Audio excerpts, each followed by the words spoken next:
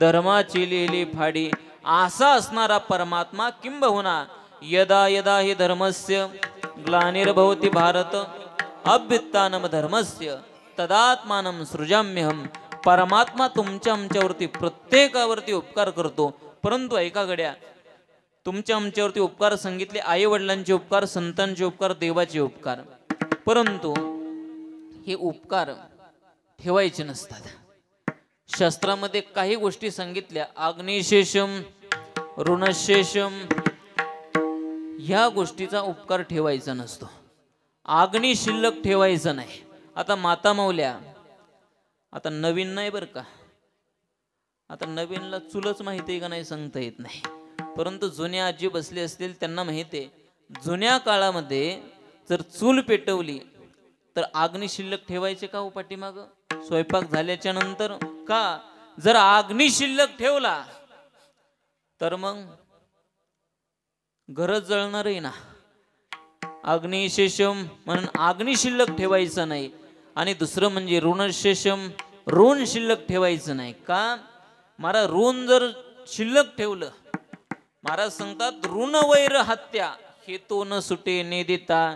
आपल्या हातून जर ऋण कोणाचं शिल्लक राहिलं, आपल्या हातून जर एखाद्याची हत्या झाली तर महाराज ते आपल्याला पुढल्या जन्मामध्ये भोगावं लागतं किंवा फेडावं लागतं.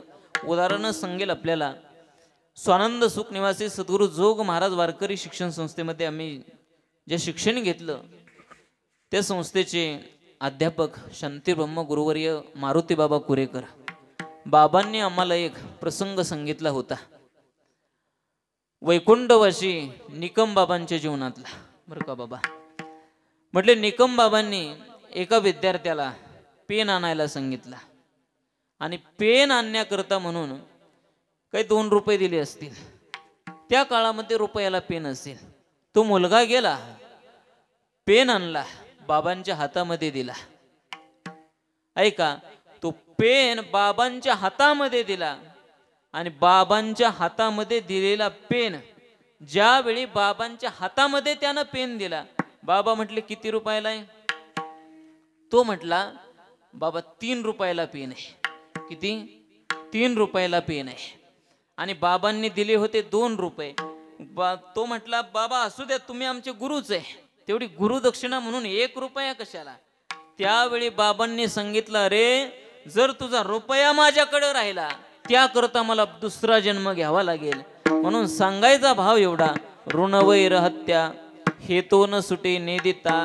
मग महाराज म्हटले या काही गोष्टींचं ऋण ठेवायचं नाही. मग तुमच्या आमच्यावरती आई वडिलांची ऋण आहेत, तुमच्या आमच्यावरती संतांचे ऋण आहेत, तुमच्या आमच्यावरती देवाचे ऋण आहेत. मग या ऋणातून उतराई आपण कसं होईल?